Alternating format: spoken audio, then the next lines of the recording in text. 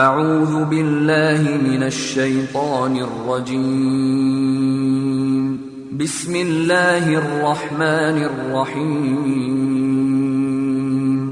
ان الحمد للہ نحمده ونستعینه ونستغفره ونعوذ باللہ من شرور انفسنا ومن سیئات اعمالنا من يهده الله فلا مضل له ومن يضلل فلا هادي له واشهد ان لا اله الا الله وحده لا شريك له واشهد ان محمدا عبده ورسوله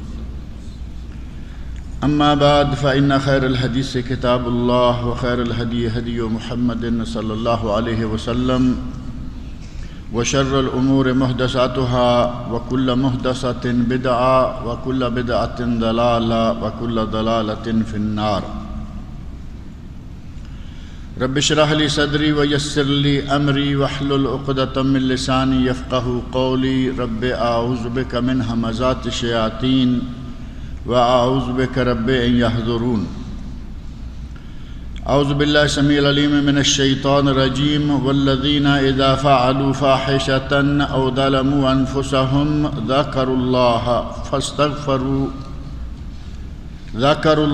فاستغفروا لذنوبهم ومن يغفر الذنوب الا اللہ ولم يصروا على ما فعلوا وهم يعلمون۔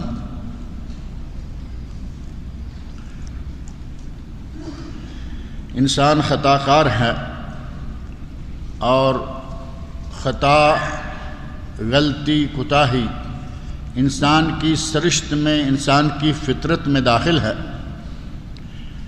کیونکہ سب سے پہلے انسان حضرت آدم علیہ السلام سے خطا ہو گئی،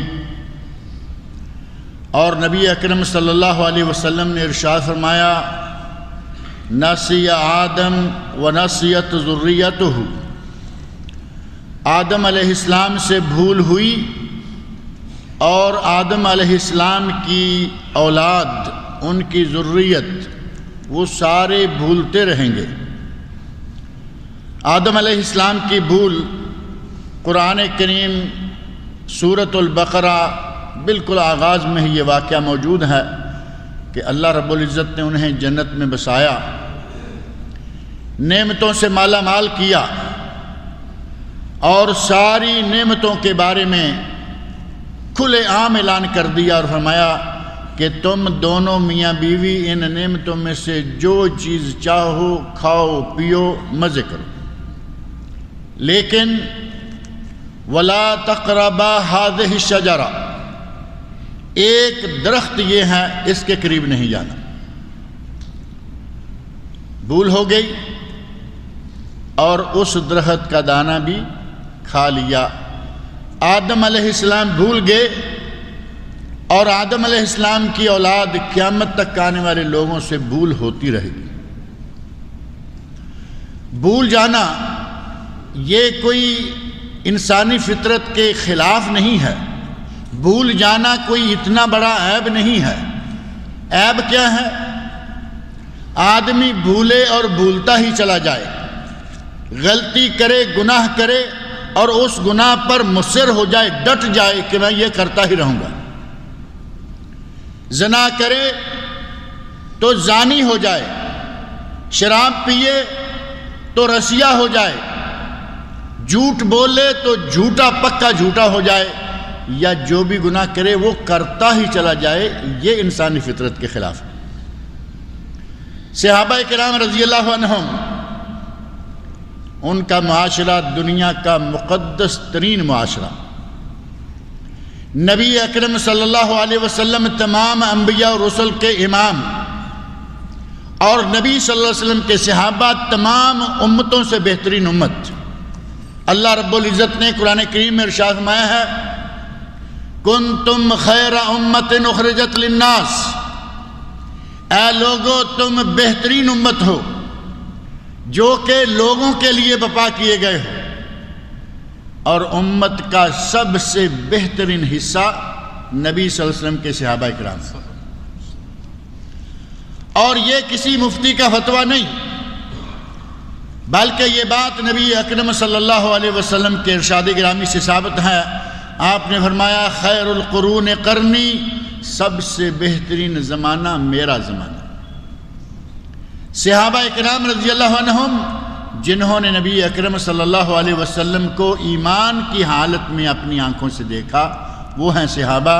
فرمایا خیر القرون قرنی، تمام زمانوں میں سے بہترین زمانہ میرا زمانہ، ثم الذین یلونہم ثم الذین یلونہم، پھر اس کے بعد آنے والے اور پھر اس کے بعد آنے والے، صحابہ، صحابہ کے بعد تابعین، تابعین کے بعد تبع تابعین۔ سب سے مقدس معاشرہ، سب سے پاک وقت، لیکن کیا اس وقت میں لوگوں سے بھول ہوئی یا نہیں ہوئی؟ اس وقت صحابہ کرام سے کبھی کوئی غلطی ہوئی یا نہیں ہوئی؟ ان سے غلطیاں ہوئیں، ان سے گناہ ہوئے، ان سے بڑے بڑے گناہ ہوئے، لیکن ان صحابہ کرام میں یہ عادت نہیں تھی کہ گناہ کیا اور گناہ پہ اڑ گئے، گناہ کیا کرتے ہی چلے گئے، عمر بھر اسی میں گزار دی، حتیٰ کہ موت بھی آئی تو موت کے وقت بھی کیا رہا ہے، ہاتونی کاسن، مجھے شراب کا ایک پیالہ لا کے دیجئے۔ مرتے وقت بھی وہ اپنی خباثت پہ مرے، ایسا صحابہ کرام میں نہیں ہوا کرتا تھا، غلطی ہو جاتی تھی۔ صحابہ کرام رضی اللہ عنہم انتہائی مقدس اور پاک باز ہستیاں، لیکن گناہوں کا ارتکاب ہوا۔ آپ کے سامنے ایسے واقعات ہیں، صحابہ کرام سے زنا کا ارتکاب ہوا، صحابہ کرام کے نبی صلی اللہ علیہ وسلم کے عہد مبارک میں صحابہ کرام سے چوری کا ارتکاب ہوا، نبی اکرم صلی اللہ علیہ وسلم کے عہد مبارک میں صحابہ کرام میں سے بعض سے شراب نوشی کا ارتکاب ہوا۔ کتنے بڑے بڑے گناہ ہیں، چوری ہے، شراب نوشی ہے، زناکاری ہے، ان سارے گناہوں کا کبھی نہ کبھی کہیں نہ کہیں ارتکاب ہوا، لیکن قرآن کریم کہتا ہے کہ گناہ ہو جائے اور اس پر میرے بندے، مومن بندے مصر نہیں ہو جاتے، ڈٹ نہیں جاتے، بلکہ والذین اذا فعلوا فاحشہ، وہ لوگ کہ اگر ان سے کسی فحاشی کا ارتکاب ہو جائے، او ظلموا انفسہم، یا اپنی جانوں پر ظلم کر بیٹھے، فحاشی نہیں ہے چوری ہے، فحاشی نہیں کوئی دوسرا گناہ ہے، حتیٰ کہ شرک ہے، اگر کسی سے گناہ ہو جائے ذکر اللہ، تو وہ اللہ کو یاد کرتے ہیں، اللہ کی طرف رجوع کرتے ہیں، اللہ تعالیٰ کے سامنے جھک جاتے ہیں، توبہ طائب ہو جاتے ہیں، فاستغفروا لذنوبہم، اور اپنے گناہوں کی معافی چاہتے ہیں، اپنے گناہوں کی اللہ رب العزت سے بخشش طلب کر لیتے ہیں، وَمَن يَغْفِرُ الذُّنُوبَ إِلَّا اللَّهُ، اور اللہ کے سوا گناہوں کو معاف کرنے والا اور ہے کون؟ اللہ کے سوا گناہوں کو معاف کرنے والا اور ہے کون؟ انہیں اس بات کا ایمان، اس بات کا یقین ہوتا تھا کہ ہمارے گناہوں کو اللہ تعالیٰ ہی معاف کر سکتا ہے اور وہ معاف کرنے والا ہے، لہٰذا وہ اللہ رب العزت سے مغفرت طلب کرتے، معافی طلب کرتے، وَلَمْ يُصِرُّوا عَلَىٰ مَا فَعَلُوا وَهُمْ يَعْلَمُونَ، اور انہیں پتہ چل جائے کہ یہ گناہ ہم سے ہو گیا ہے، ایک مرتبہ تو ہو گیا، دو مرتبہ تو ہو گیا، لیکن اس پر ڈٹ نہیں جاتے تھے، گناہ ہو گیا، اللہ رب العزت کے سامنے جھک گئے، معافی مانگی، توبہ کی اور اللہ سے اپنے گناہ کو معاف کروا لیا۔ بڑا مشہور و معروف واقعہ ہے، عورت سے زنا ہو گیا، اور صرف زنا نہیں ہوا بلکہ اس زنا کی وجہ سے وہ خاتون پریگننٹ ہو گئیں، حاملہ ہو گئیں، نبی اکرم صلی اللہ علیہ وسلم کے دربار میں حاضر ہوئیں اور کہتی ہیں طہرنی یا رسول اللہ، اے اللہ کے رسول مجھے پاک کر دیجئے، مجھے میرے اس گناہ سے مجھے پاک کر دیجئے۔ پوچھا کیا گناہ ہے؟ تو خاتون کہتی ہیں یا رسول اللہ مجھ سے زنا کا ارتکاب ہو گیا ہے۔ آپ اندازہ کریں کہ کتنا ایمان ان لوگوں کے دلوں میں جڑیں گاڑ چکا تھا۔ کہا گناہ ہو گیا، مجھ سے زنا ہو گیا، مجھے اس زنا سے پاک کر دیجئے۔ نبی اکرم صلی اللہ علیہ وسلم نے فرمایا کہ کہیں کچھ ایسا تو نہیں کہ کسی دکھ کی وجہ سے تم یہ بات کہہ رہی ہو؟ کہا نہیں یا رسول اللہ، صرف دکھ کی وجہ سے یہ بات نہیں کہہ رہی، اور صرف زنا کی بات نہیں، میں زنا سے حاملہ بھی ہوں۔ نبی اکرم صلی اللہ علیہ وسلم نے یہ بات سنی، ایک مسئلہ، ایک پہلو اور آ گیا کہ یہ عورت حاملہ بھی ہے، اس کے پیٹ میں بچہ بھی ہے، اگر اس پہ میں حد نافذ کر دیتا ہوں تو اس کے پیٹ والے بچے کا کیا گناہ ہے؟ وما ارسلناک الا رحمۃ للعالمین۔ اللہ نے فرمایا اے میرے نبی، ہم نے آپ کو تمام جہانوں کے لیے رحمت بنا کر بھیجا ہے۔ بچہ ابھی دنیا میں آیا نہیں، بچہ کس پوزیشن میں ہے، اس میں جان آ چکی یا ابھی نہیں؟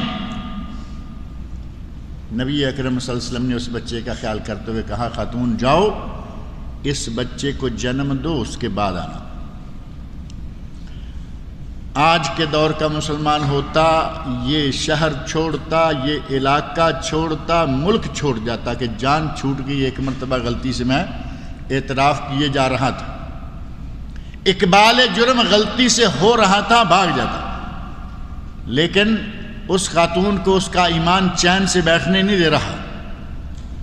جیسے ہی بچے کو جنم دیا، پوٹلی میں لپیٹا اور کہا یا رسول اللہ، آپ نے کہا تھا جاؤ جا کے بچے کو جنم دو، یہ میں نے بچے کو جنم دے دیا ہے، مجھے پاک کر دیجئے۔ نبی اکرم صلی اللہ علیہ وسلم، اب ظاہر ہے کہ چھوٹا سا بچہ، بچے کو ماں کی ضرورت ہے، بچے کو ماں کے دودھ کی ضرورت ہے۔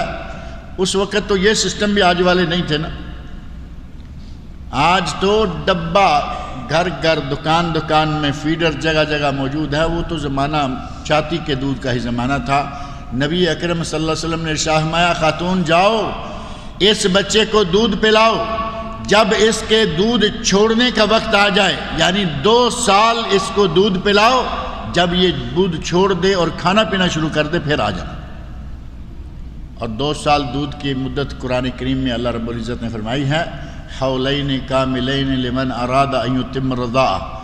اگر کوئی اپنے بچے کو دودھ پلانے کی مدت پوری کروانا چاہتا ہے تو وہ 2 سال دودھ پلائے۔ فرمایا دودھ پلاؤ، جب اس کے دودھ پینے کا زمانہ ختم ہو جائے، یہ خود سے کچھ کھانا پینا شروع کرے پھر لے کے آنا۔ خاتون گئی، دودھ پلاتی رہی، بچے کو کھانے کی تربیت بھی کرواتی رہی، اور جیسے ہی بچے نے کچھ نہ کچھ کھانا شروع کر دیا، بچے کے ہاتھ میں روٹی کا ٹکڑا پکڑایا اور لے کر نبی اکرم صلی اللہ علیہ وسلم کی خدمت میں حاضر ہو گئی۔ یا رسول اللہ طہرنی، اے اللہ کے رسول مجھے پاک کر دیجئے، یہ بچہ دیکھی یہ روٹی کھا رہا ہے۔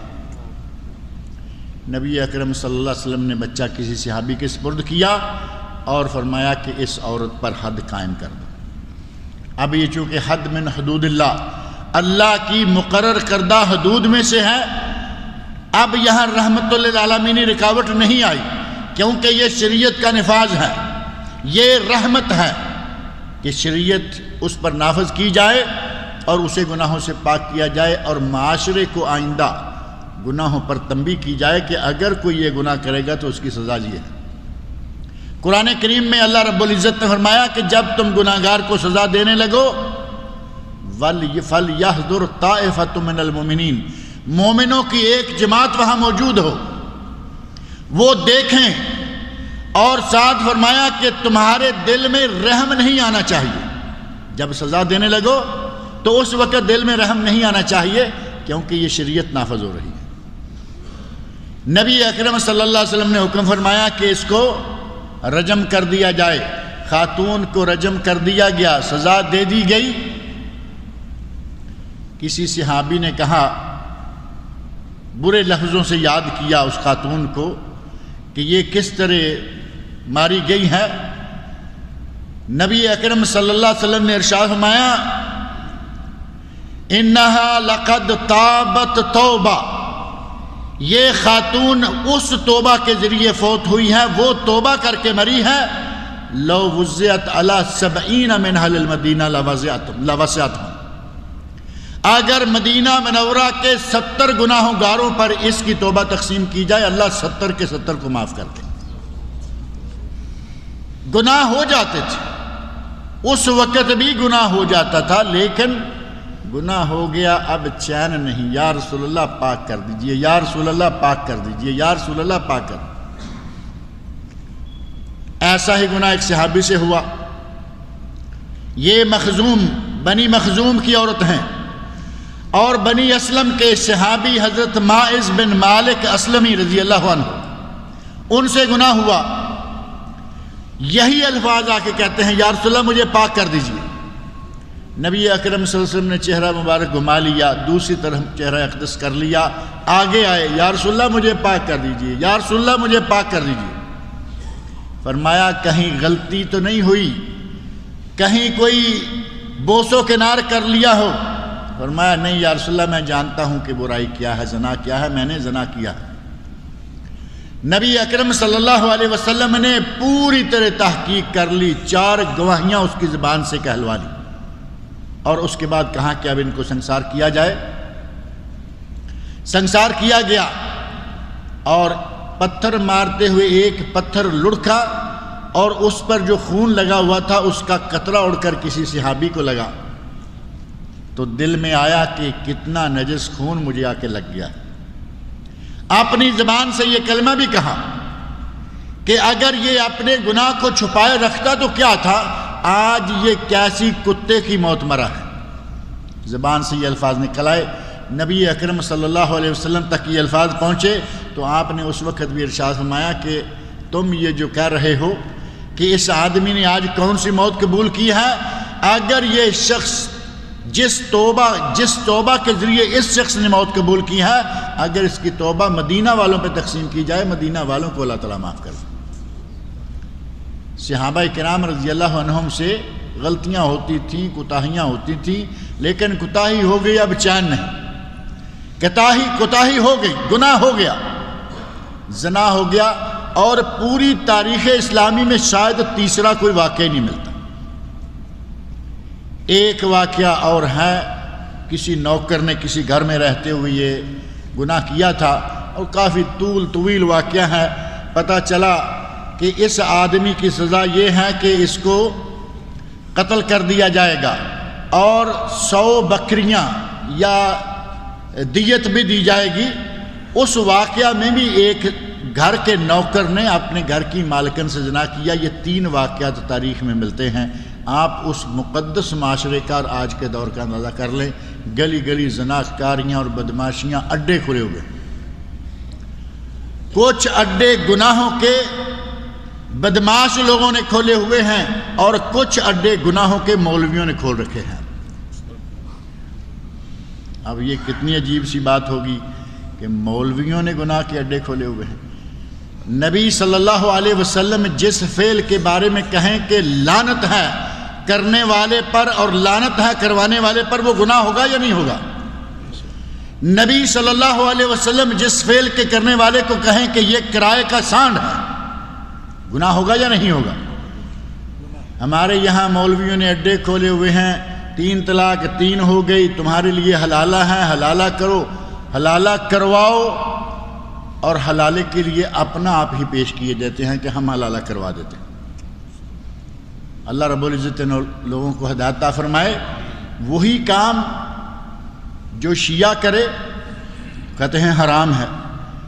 شیعہ نے متع کے نام سے یہی کام کیا، 3 دن کا نکاح، 1 دن کا نکاح، 4 دن کا نکاح، اور وہی کام ہمارا مولوی کروائے تو یہ حلال ہے، نام بھی حلالہ رکھ دیا۔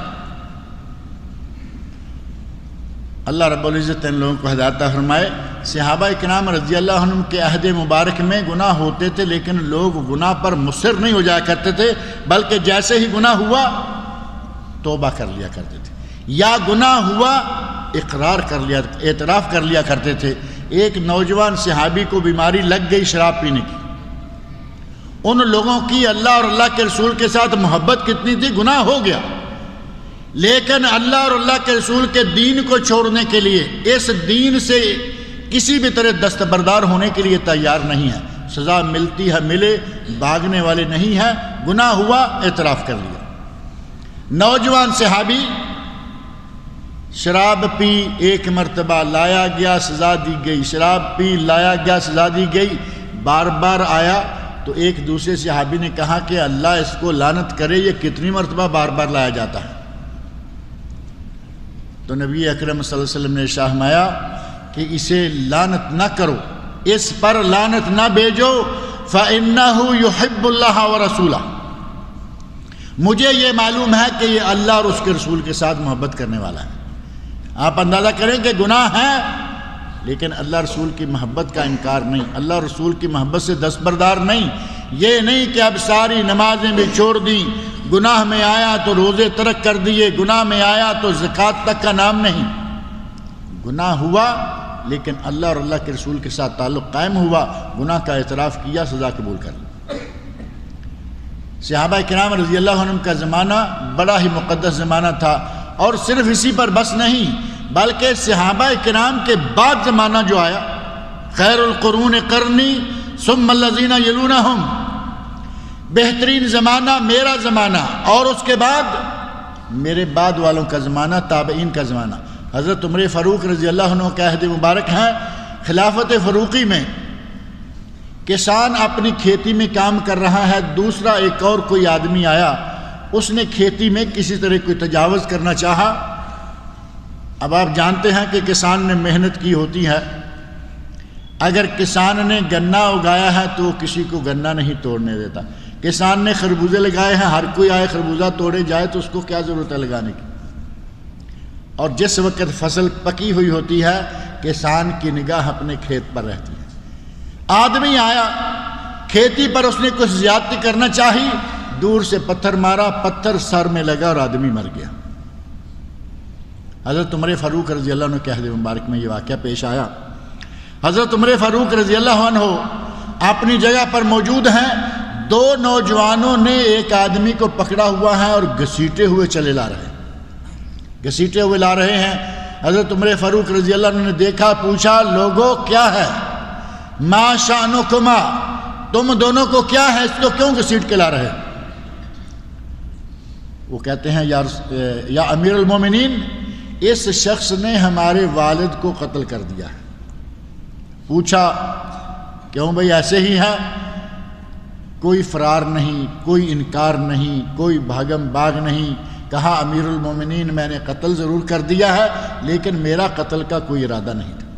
پتھر پھینکا ہے، پتھر آدمی کے سر پہ ایسے لگا کہ وہ گرا اور وہیں مر گیا، میرا کوئی ارادہ قتل نہیں تھا، لیکن آدمی میرے ہاتھوں قتل ہو گیا ہے، یہ میں مانتا ہوں۔ فرمایا اگر تم اعتراف بھی کرتے ہو تو ان لڑکوں سے پوچھا کیا تم اسے معاف کرتے ہو؟ وہ کہنے لگے ہم معاف نہیں کریں گے، اپنے باپ کے قاتل کو ہم کیسے معاف کریں گے؟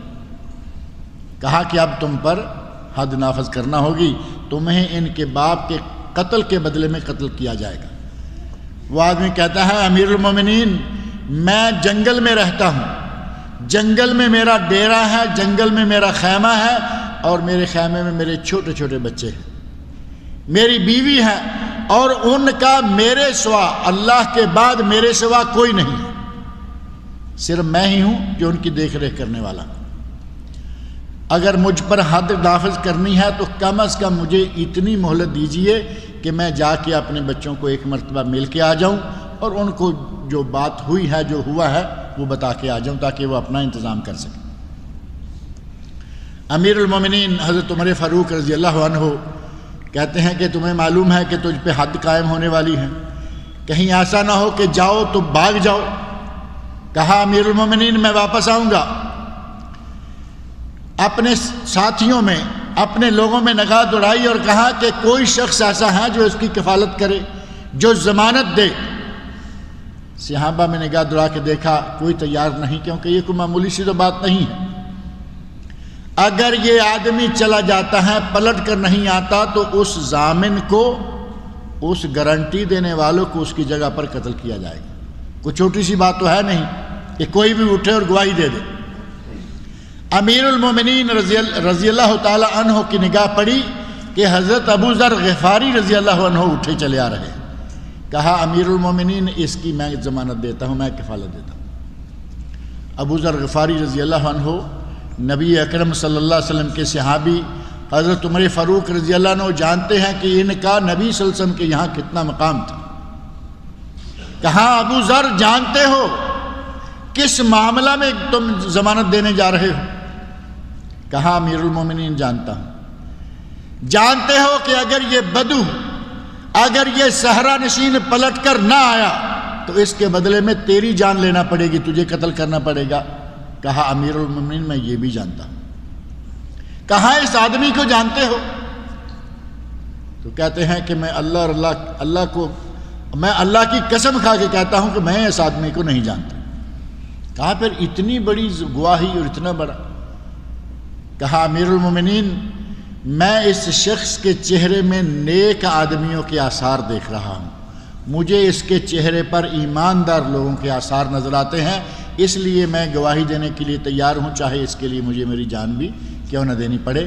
حضرت عمر فاروق رضی اللہ عنہ نے بار بار تاکید کر کے پکا کر لیا، تب جا کے اسے کہا کہ بھائی جاؤ اور دیکھو، اگر تم واپس نہ آئے تو اللہ کے نبی کا یہ صحابی تمہاری جگہ پر مارا جائے گا۔ اور جاتے ہوئے کہا کہ تمہیں 1 دن نہیں بلکہ تمہیں 3 دنوں کی مہلت ہے، 3 دنوں کے بعد واپس آ جانا، اگر تیسرے دن کا سورج غروب ہوگا تو ان پر سزا نافذ کر دی جائے گی۔ پہلا دن گزرا، دوسرا دن گزرا، تیسرا دن گزرا، تیسرے دن امیر المومنین رضی اللہ عنہ نے لوگوں کو اکٹھے کر لیا۔ آپ اندازہ کریں کہ یہ آخری گھڑیاں، آخری ساعات، آخری لمحات لوگوں کو اکٹھے کیا کہ آؤ۔ ابو ذر غفاری رضی اللہ عنہ نے جس شخص کی ضمانت دی تھی وہ نہیں آیا، اب اس کی جگہ پر ان پر حد نافذ کی جائے گی۔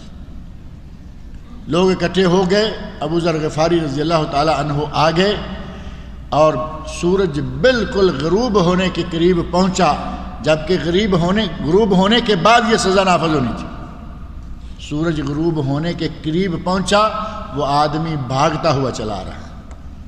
امیر المومنین میں آ گیا ہوں۔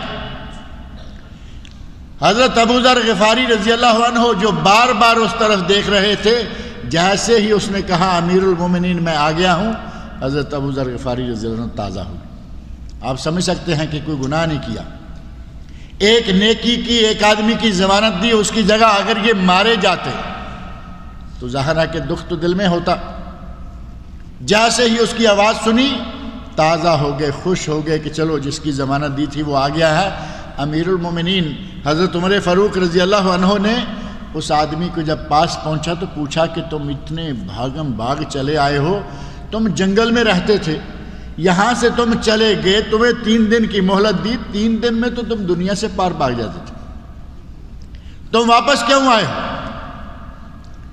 تو کہا امیر المومنین غلطی وہ ہو گئی تھی، وہ غلطی جان بوجھ کر قتل نہیں کیا، لیکن پتھر مارا تھا، میرے ہاتھوں آدمی مر گیا، یہ تو صحیح ہے، لیکن میں جاتا اور وعدہ کر کے واپس نہ آتا، یہ غلطی میں کرنے والا نہیں تھا۔ آپ اندازہ کریں کہ کتنے وعدے کے پابند لوگ، پتہ ہے کہ مجھے واپس جانے پر قتل کیا جائے گا، واپس چلے آ رہے ہیں۔ امیر المومنین نے پوچھا کہ بچوں کا کیا کیا؟ تو کہا امیر المومنین چھوٹے چھوٹے بچے جیسے چڑیا کے بچے ہوتے ہیں، کہا کہ چڑیا کے بچوں کی طرح بچوں کو خیموں میں ان کی ماں کے پاس چھوڑ کے آ گیا۔ وہ نوجوان جن کا باپ قتل ہوا تھا، وہ دونوں نوجوان بھی یہ بات سن سن کر رونا شروع ہو گئے۔ امیر المومنین نے ان نوجوانوں سے مخاطب ہو کر کہا کہ نوجوانوں، وقت آ گیا ہے، حسب وعدہ ہم اس پر شریعت نافذ کرنے جا رہے ہیں، ہم اب اس کو تمہارے باپ کے قتل کے بدلے میں قتل کر دیں گے، کیا تم یہی چاہتے ہو؟ تو ان نوجوانوں نے کہا یا امیر المومنین، ہم اللہ کے لیے اس شخص کو معاف کر دیں گے۔ صحابہ کرام کا زمانہ مقدس زمانہ، تابعین کا زمانہ مقدس زمانہ، گناہ، غلطی، کوتاہی ہر زمانے میں ہوتی رہی، لیکن کوتاہی پر اصرار نہیں، کوتاہی پر تکرار نہیں کہ ہو گئی تو اب اس کے لیے اپنے گناہ کو چھپانے کے لیے میں کئی مرتبہ عرض کرتا رہتا ہوں کہ ہمارے ملکوں میں قاتل دندناتے پھرتے ہیں، قاتل دندناتے پھرتے ہیں، بڑے بڑے عہدوں پر پھرتے ہیں، کوئی پوچھنے والا نہیں، اور اگر کہیں کسی جگہ کیس چل ہی جائے تو قاضی کو اٹھا کے لے جاتے ہیں، جج کو اس کے کورٹ سے، جج کو اس کے اپنے دفتر سے اٹھا کے لے جاتے ہیں، راستے میں جاتے ہوئے جج کی گاڑی روک کر اس کو نکال کے لے جاتے ہیں۔ یہ زمانہ وہ نہیں تھا۔ صحابہ کرام رضی اللہ عنہم، تابعین، تبع تابعین کا زمانہ انتہائی مقدس زمانہ، گناہ ہوا لیکن دل سے ایمان نہیں کم ہوا، ایمان مضبوط ہے۔ اپنے اس ایمان کی بدولت اللہ رب العزت نے ان کی قرآن کریم میں تعریفیں کی۔ جو لوگ ایمان لائے ثم استقاموا، اور پھر اس ایمان پر استقامت اختیار کی، اللہ رب العزت نے ان لوگوں کے درجے بلند کیے۔ یہی صحابہ کرام رضی اللہ عنہم، گناہ ہوا توبہ کی، گناہ ہوا اللہ رب العزت سے استغفار کیا، اور نتیجہ یہ ہوا کہ قرآن کریم میں اللہ رب العزت نے صحابہ کرام کے بارے میں فرمایا رضی اللہ عنہم ورضوا عنہ، وہ ان اللہ سے راضی ہو گئے اور اللہ ان سے راضی ہو گیا۔ آج ہمیں بھی اس بات کی ضرورت ہے کہ غلطی کوتاہی ہو جائے تو ہم یہ نہیں کہ اب کرنا، ایک مرتبہ ہو گئی تو ہو گئی۔ نبی صلی اللہ علیہ وسلم ارشاد فرماتے ہیں کہ اللہ رب العزت ہر رات آسمان دنیا پر آ کر کہتا ہے، اے وہ لوگوں جنہوں نے دن بھر گناہ کیے ہیں مجھ سے معافی مانگ لو، میں معاف کر دوں گا۔ اور صبح کا وقت ہوتا ہے، دوبارہ اللہ رب العزت یہی ندا لگاتا ہے کہ اے لوگوں جنہوں نے رات کے اندھیرے میں چھپ چھپ کر گناہ کیے ہیں معافی مانگ لو، میں معاف کرنے کے لیے تیار ہوں۔ اللہ رب العزت شب و روز ہماری معافیاں، ہمارے گناہوں کی معافی دینے کے لیے تیار رہتا ہے۔ ہمیں چاہیے کہ غلطی ہو جائے، کوتاہی ہو جائے تو اس پر ڈٹ نہ جائیں، بلکہ اللہ کے حضور جھک جائیں، توبہ کریں۔ اللہ رب العزت غفور رحیم ہے۔ فرمایا والذین اذا فعلوا فاحشہ، وہ لوگ جو فحاشی کوئی گناہ کر بیٹھتے ہیں، او ظلموا انفسہم، یا ان سے اپنے نفسوں پر کوئی ظلم ہو جاتا ہے، ذکر اللہ، وہ اللہ کا ذکر کرتے ہیں، اللہ کی یاد میں مشغول ہو جاتے ہیں، فاستغفروا لذنوبہم، اپنے گناہوں کی اللہ سے معافی مانگتے ہیں، ومن یغفر الذنوب الا اللہ، اور وہ یہ یقین رکھتے ہیں، اور ہر مسلمان کا یقین ہونا چاہیے کہ اللہ کے سوا گناہوں کو معاف کرنے والا کوئی نہیں ہے۔ وَلَمْ يُصِرُّوا عَلَى مَا فَعَلُوا، اور جو فعل ان سے سرزد ہو گیا اس پر اصرار نہیں کرتے، ڈٹ نہیں جاتے، وَهُمْ يَعْلَمُونَ، اور وہ جانتے ہیں۔ اللہ رب العزت مجھے اور آپ سب لوگوں کو بھی اسی طرح کا مضبوط ایمان نصیب فرمائے۔ اللہ رب العزت مجھے اور آپ سب کو کبیرہ صغیرہ تمام گناہوں سے محفوظ رکھے۔ اللہ رب العزت مجھے اور آپ سب لوگوں کو نیک عمل کی توفیق عطا فرمائے۔ مسلمانوں، خاص طور پر سوریہ کے مسلمانوں کو اس وقت جو مصائب اور مشکلات پیش ہیں، دعا کریں کہ اللہ رب العزت ان کی مدد فرمائے، اللہ رب العزت ظالموں کے ہاتھوں سے ان کی جان چھڑائے۔